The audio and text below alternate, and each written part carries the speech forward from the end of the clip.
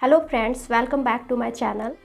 यदि आपका बच्चा यूकेजी फर्स्ट या सेकंड स्टैंडर्ड में है और आप ये चाहती हैं कि आपका बच्चा इंग्लिश बुक रीडिंग करना सीखे अच्छे से, तो उसके लिए कुछ स्टेप्स हैं जिन्हें आपको फॉलो करना है और अपने बच्चे पे अप्लाई करना है। उसके बाद आपका बच्चा बहुत ही अच्छे से और बहुत ही जल्दी से इंग्लिश बुक रीडिंग करना सीख जाएगा। स्टेप नंबर 1, सबसे पहले क्या करना है कि अल्फ़ाबेट में जितने भी लेटर्स हैं उनके फोनिक साउंड को बच्चे को सिखाना है। इसके लिए मैंने वीडियो बनाया है और उसका लिंक मैंने डिस्क्रिप्शन बॉक्स में दे रखा है, आप वहाँ से देख सकते हैं और अपने बच्चे को अल्फ़ाबेट लेटर्स के फोनिक साउंड को सिखा सकते हैं। एक बार बच्चा जब अल्फ़ाबेट लेटर्स के सारे साउंड को सीख जाता है, फोनिक साउंड को सीख जाता है, फिर फोनिक साउंड का यूज़ करके हमें क्या करना है, स्टेप 2 में सीवीसी पैटर्न वाले जो 3 लेटर वर्ड्स होते हैं यूकेजी बुक पे या फिर 1 क्लास के बुक में भी दिया हुआ रहता है, वो सारे वर्ड्स को फोनिक साउंड का यूज़ करके हमें उसको पढ़ने के लिए सिखाना है।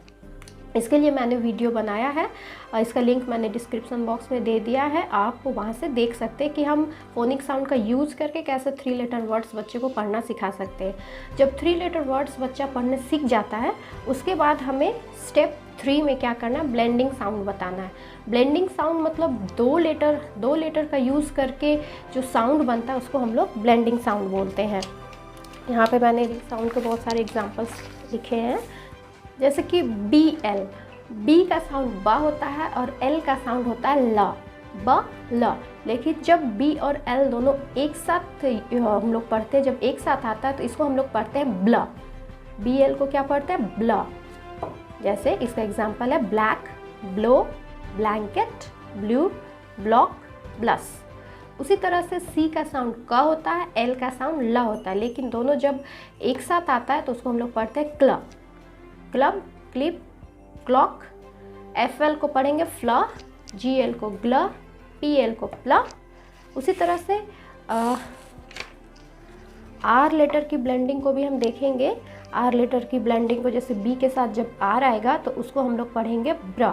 तो बच्चे को ये सिखाना है कि बी और आर जब एक साथ आएगा, कहीं भी एक साथ रहेगा तो उसको ब्र पढ़ना है।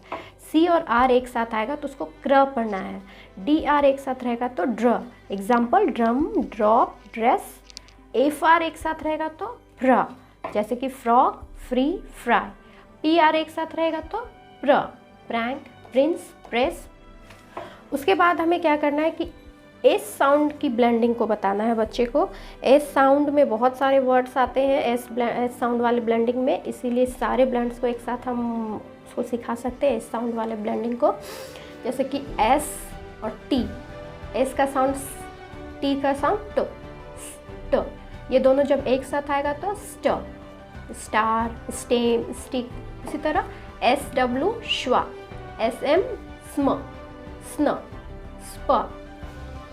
एस सी जब रहता है तो स्का होता है और एस के होता है उसको भी स्का पढ़ा जाता है, जैसे कि scarf, scan, scrub, sky, skirt, skip. S H जब एक साथ होता है, एस और एच जब एक साथ आता है तो उसको हम लोग श पढ़ते हैं, she, shell, sip, shirt, ship. उसी तरह यहाँ पे एस के और एस टी जो है वो वर्ड के एंड में आने वाले ब्लेंडिंग्स हैं। यहाँ पे वर्ड के एंड में ये ब्लेंड होके आ रहा है, जैसे ask, risk, desk, task, next, fast, last.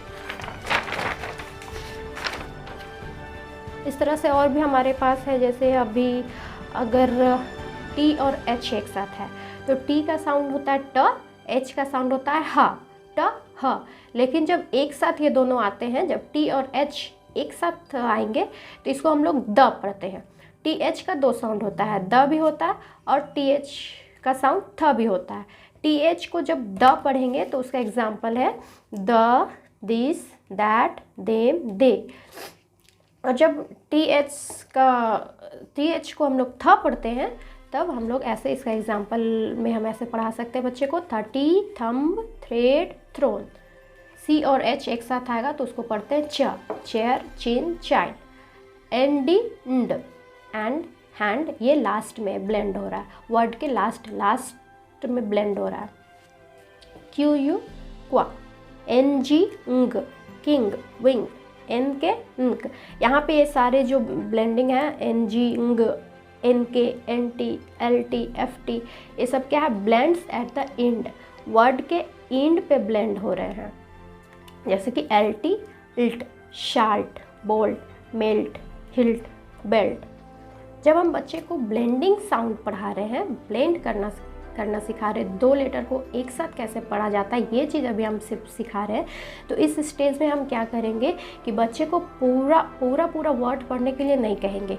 अगर बच्चा पढ़ पाता तो ठीक है, लेकिन अगर नहीं पढ़ पाता है तो आप उनकी हेल्प करिए और सिर्फ जो अंडरलाइन मैंने करके रखा है, जो ब्लेंडेड साउंड जो है उसे अंडरलाइन मैंने किया है, तो जो अंडरलाइंस किया हुआ है जिस लेटर्स पे, सिर्फ वो लेटर पढ़ने के लिए उन्हें कहें। जैसे पहले भी मैंने ये सारे वर्ड्स पे भी मैंने अंडरलाइन किया हुआ है, इस तरह से जहाँ जहाँ पे मैंने अंडरलाइन किया, सिर्फ वो चीज़ पढ़ने के लिए कहें बच्चे को।